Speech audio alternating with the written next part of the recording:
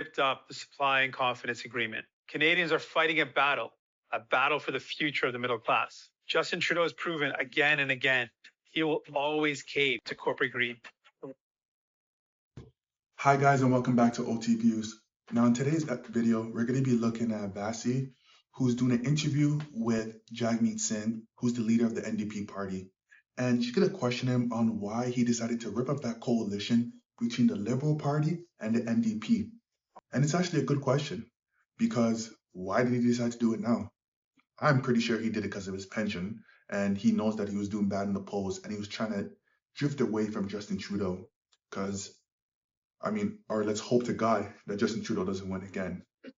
And he knows that Justin Trudeau's doing bad in the polls, and he doesn't want those same poll numbers associated with his own party. So before we get into the video, please don't forget to like, comment, and subscribe. All right, let's get into it. Hi, Mr. Singh. Good to see you. Thank you so much for making the time. My pleasure. Mr. Singh, in your video yesterday and in the comments you made today, you called the Liberals and the government more specifically weak and selfish. You said they've let Canadians abandon Canadians and that they have led to endless disappointment for Canadians. How? In my personal opinion, I think his party has had a big part in that too. If they didn't co-sign or allow the Trudeau party to go with a lot of stupidness that they've done to ruin our country, then Canada will be a better country. There's only a few plans, or I'll probably only say one plan that I honestly agree with the NDP and the Liberal Party, and that's the Farmer Care bill that was passed. And it's not even fully passed, but hey. How can you ever support them going forward after saying that? Well, we've torn up the agreement with Justin Trudeau. I've torn that up. Because of his poll numbers. That means election is more likely than before. And it was really clear to me, there's mounting evidence that Justin Trudeau and the Liberals were just too weak to take on corporate greed. They were too beholden to corporate interests to stop big corporate grocery stores and corporate landlords from ripping people off. And frankly, they're too weak to stand up to the real threat of conservatives under Pierre Poilievre who want to cut our healthcare system and cut pensions. So for all those reasons, And his point about the Conservative Party trying to cut the healthcare system. The healthcare system is in shambles right now. There's not enough doctors for the people who are in the country. So honestly, we do need to cut some certain aspects of the healthcare systems. We can't give free healthcare to everybody. Now, I'm not saying dismantle the healthcare system, take it away, but there are certain aspects of the healthcare system that we really don't need. I don't believe in the dental care for elders that they're doing. I'm sorry, I don't think that should be a plan that should be put in. The dental plan care for elders, how is that fair when there's only, and I know this could sound a little bit harsh, but there's a subsection of elders who, do they really need a dentist appointment for their teeth? I mean, if you're going to run a bill like that, why not give it for more young adults or even younger kids? Why just only for elders? We've ripped up the agreement and we're putting to Canadians the choice for the next elections between New Democrats going to give people hope or Pierre Poilievre and the Conservatives want to cut.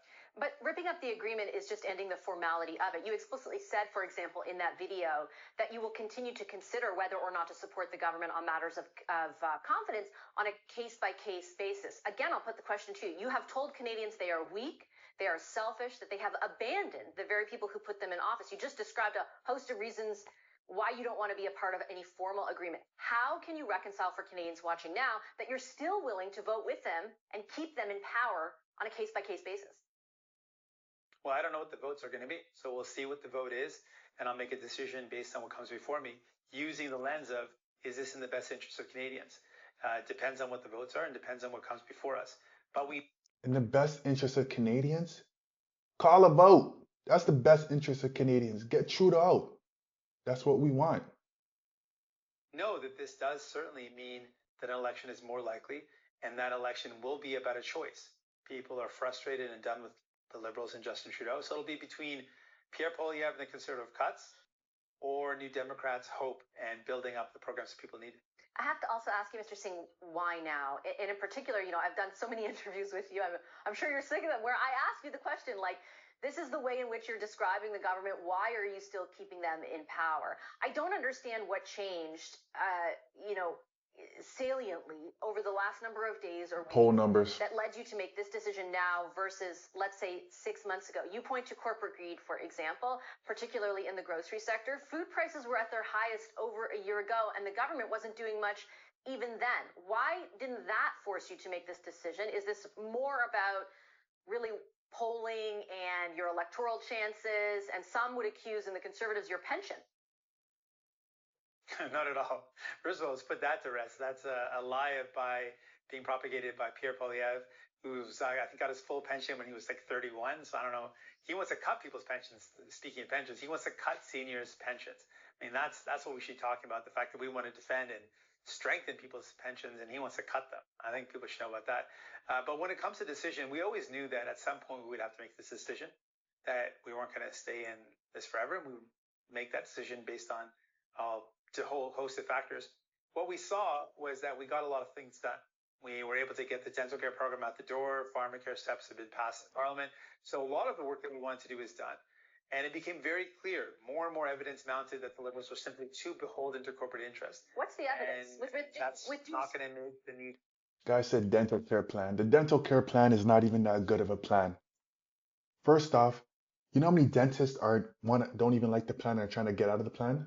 Second of all, everything that the government touches goes to shit. Absolutely shit. Now, when that dental plan gets put on, what's going to happen is that there's going to be a long list of people waiting in those plans. They're probably not going to be able to touch or go for the dental care probably 10, 15 years from now. With due respect, what is the recent evidence that underscores that point that didn't already exist 6 or 8 months ago? I would say the approach towards working people when it comes to the rail workers. I was really concerned about that. I raised those concerns very publicly, that these workers were just asking for more safety, and that CPKC and CN Rail, in a lot of ways, what looks like a collusion of timing this together. They locked out the workers. First of all, the workers weren't even on strike. They locked out the workers, and the workers weren't even able to negotiate before they were forced to binding arbitration. Another example of the Liberals caving to the corporate interests instead of letting workers fight out and get a fair deal at the table. Just that is another example of mounting evidence. We got a lot of things done. Well, first off, this guy's tripping. If those guys went on strike, Canada will be done. Do you know how much shipment goes through the railroads? So that's the only time I've agreed with Justin Trudeau for what he's done. You force those workers back to work. Because if they fail, our economy fails. And the economy is already bad. So I'll probably say that's probably the one good thing Justin Trudeau has done well. The Liberals aren't able to do more for people, and we've torn up our agreement, and we're going to go vote it up. So if they had behaved differently in that labor dispute, would you still be in this agreement? I don't want to deal with hypotheticals. They did what they did, and it became very clear to me that they were no longer able to meaningfully tackle the problems that people are going through. They've shown again and again, and the evidence has got to the point where we said they cannot take on the major issues of the day. The fact that corporate landlords are rent evicting people, jacking up rents, they're not going to take that on. Again, this is another lie that's been told by the Liberal Party, the NDP Party, everything. First off, when they say land homeowners are jacking up prices for people who are renting, that's not true. That's not how it works, and that's not true. When first off, a lot of regular families own not a lot of regular families, and when I mean regular, I mean middle-class families, have extra homes that they purchase, of course, through rental to gain an extra source of income and to use that as retirement. Now, if the mortgages is high because of the interest rates, do you think that they should still be charging low prices for rent? Or are they not going to charge prices to adjust for the interest rates and inflation? And inflation was caused by who? By both Justin Trudeau and this dumbass, Jagmeet Singh. And then they're going to try to put the blame on landowners, business owners, grocery stores. instead of talking about the real issue, is that all these programs that they want to bring to Canada, all these social programs, let's just call it socialism because that's what it is, into Canada, is making all of our lives more expensive. Because you know what's going to happen? They ain't spending their money, they're spending all of our money. And the government is not a profitable business. They're in deficit right now. They spend money that they don't have, and they're adding extra money into this economy circulation, which causes inflation. And if I'm someone who owns another piece of property, why the hell am I going to charge low prices when I know interest rates are high?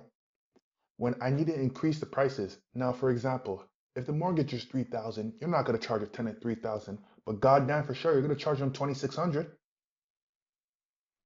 And to him and his buddies, Justin Trudeau, they're saying that's unfair when it's not unfair. The reason why these people are charging high prices is because the interest rates are high. It's because there are not enough homes being built, and these guys are bringing the whole entire world into Canada. So the fault is not business owners, landowners, and grocery stores. And don't get me wrong, I do think grocery stores do a little bit of price gouging. But a lot of it is these guys' fault. And this guy's just putting the blame on other people instead of himself. There's no difference between him and Trudeau. And honestly, this guy's a socialist. And if this guy wins, oh my God, just kiss everything that we love about Canada goodbye.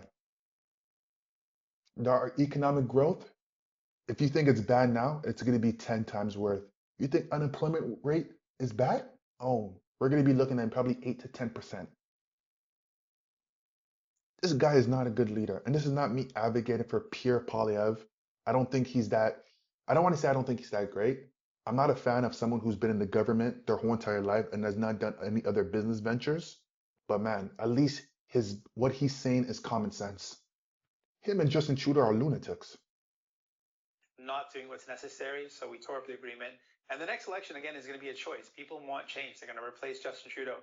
Do they choose Pierre Poilievre, the Conservatives, who want to let big corporations rip off people even more? They're going to put fire on the fuel of corporate greed. Or New Democrats, who are saying, let's make people the priority. Let's protect people from the corporate greed of these large, powerful interests, and let's make sure people get lower rents and lower grocery prices. But again, with great respect. And you see, this is the only thing that I would have asked from Bassi. How are you going to do that? How come these people don't push back? These reporters don't ask them, how are you going to make things more affordable for us without cutting the excess spending you guys are doing with all these social programs? How are you going to make groceries cheaper unless you want to do what Kamala Harris is doing in the States and do price control? How are you going to do it? How are you going to make our lives better? There's an easy answer to all of this. You have to cut taxes. You have to cut all these social programs out. They're too expensive. Our economy is not growing where we can afford these social programs. This guy is already a millionaire, so he doesn't need to worry. But it's regular day individuals like us who have to worry about what's going on, about these social programs that he wants to put in place that's going to stall it's going to stall the economy. It's going to stagnate innovation. It's going to our healthcare system is already bad. It's probably going to decimate it. Oh my God, these guys are insane. All of the stuff that you lay out, we have been talking about, you and I, you and other politicians. There has been accountability directed at the government and questions about why they aren't doing more on those issues that you talk about affordability, about grocery prices, about corporate interests for over a year. Like, it was particularly difficult for Canadians. I mean, inflation has edged down, but prices are up 20% over the last 3 years, and they were super high a year ago. My question isn't hypothetical. You are raising the idea that the CN Rail dispute and their handling of it really was it a turning point? Like, again, I'm not clear why this wasn't a decision you didn't make earlier, unless now you see that your personal interest is better served and you didn't before. Good question. Well, like I mentioned, we got work done. We got things done. What work did this guy get done with Justin Trudeau? Oh my God. How do they allow these guys just to lie on live television? This is just ultimate gaslighting. Wanted to make sure dental care was completed. to at least the second phase include seniors, and a lot of that program was done over the summer. So that But it's not completed totally a significant done, part of and our neither is agreement. pharmacare. So that was really important. This summer, actually, we got the portal, we got some major changes. So we got a lot of work done. Yo, these guys are fucking terrible people, bro. Holy shit. Again, another example of caving to corporate interests. And so we made it very clear that they're no longer able to meaningfully tackle the problems that people are going through.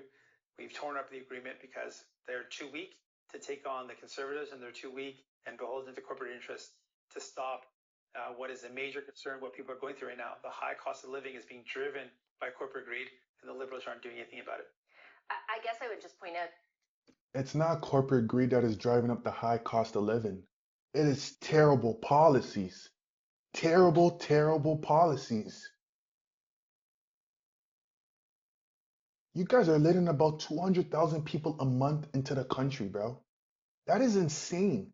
And there's not enough jobs for that. There's not enough homes. There's not enough doctors in our healthcare system. And you guys want to blame corporate greed? This is the stuff that I'm talking about. It's wasteful spending. When Justin Trudeau brought out that budget with God knows what's her name again, something Freeland, this guy had a chance to X-ax that budget, but instead he went through with it. And as I stated in my last video, who's going to suffer because of it? It's going to be me, my children, my grandchildren, and my great-grandchildren. And the funny thing is, I bet you those 3 million homes that they want built by 2030 are not going to be built.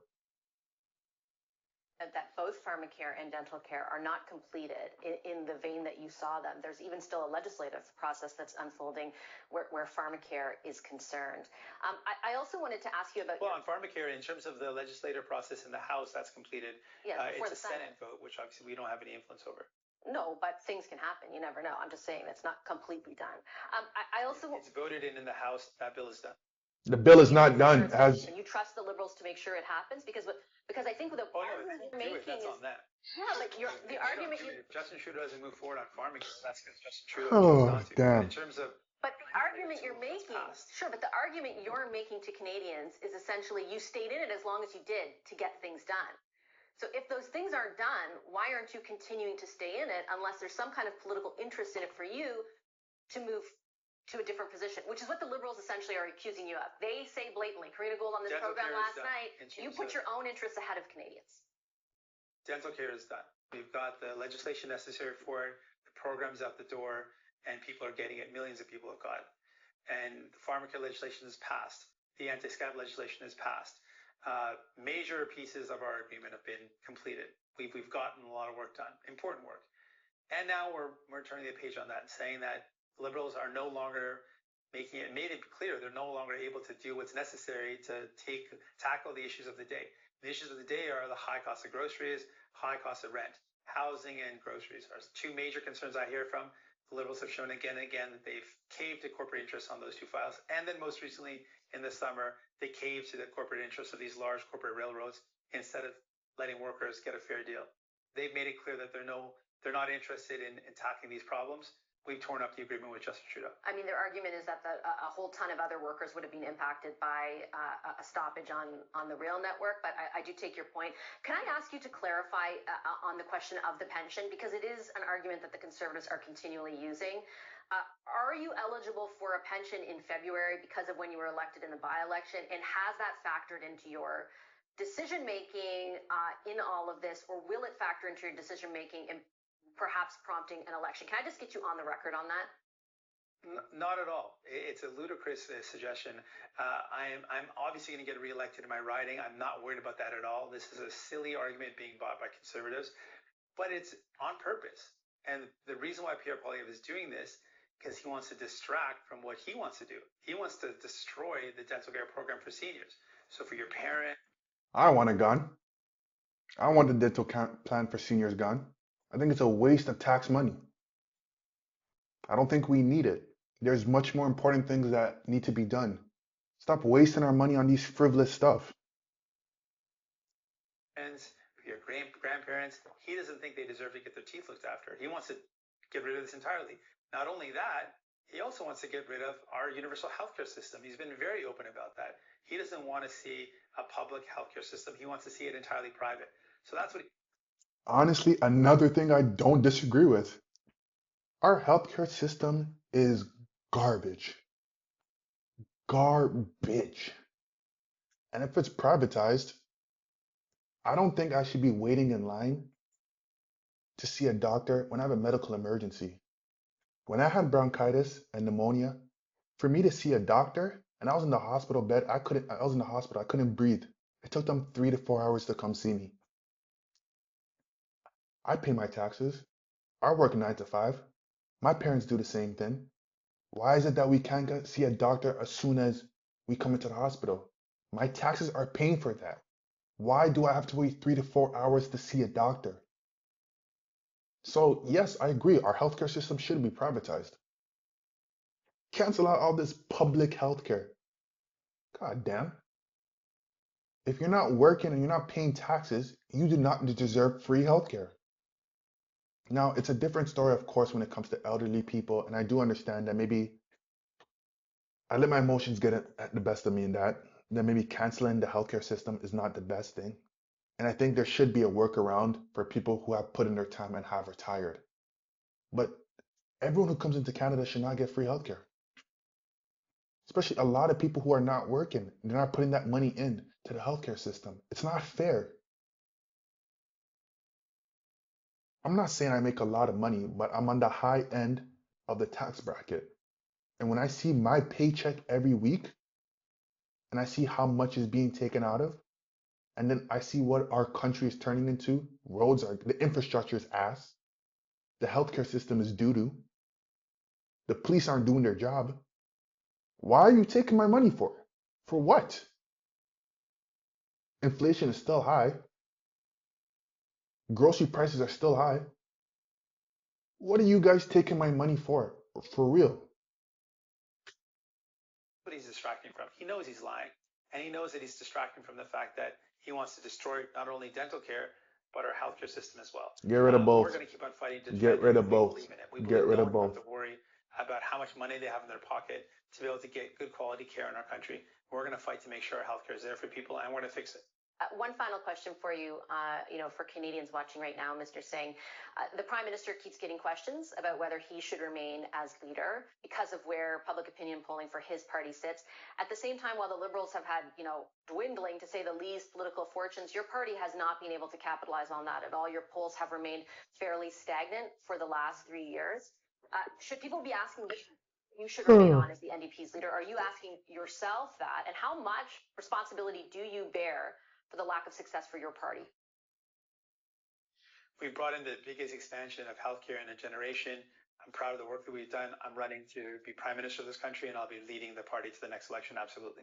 So do you not feel like you bear any responsibility for being unable to capitalize on the Liberals' fall from grace among Canadians? We're going to be running to form government in the next election. I'm running for Prime Minister. Respectfully, that's not really an answer. You didn't answer. Are you worried at all about the fact that you haven't been able? Respectfully, that's what I'm going to be doing. I'm running for Prime Minister. I'm running to beat the Conservatives. I'm running to make sure that this country has someone that's going to be on their side. And I understand what you're saying. I think Canadians understand that you are going to run to lead the party. Do you bear any responsibility, though, for the hill that party has to climb in order to be competitive with the Conservatives in the next election? Of course, he's not going to answer the question. He knows he's a terrible leader. He knows he sucks. Listen, guys, this guy cannot be voted in. If we think Justin Trudeau's bad, oh man, this guy's up there. This guy is literally a socialist. He believes in socialism, and socialism does not work. We're seeing the effects of it now. Now, you guys saw all that.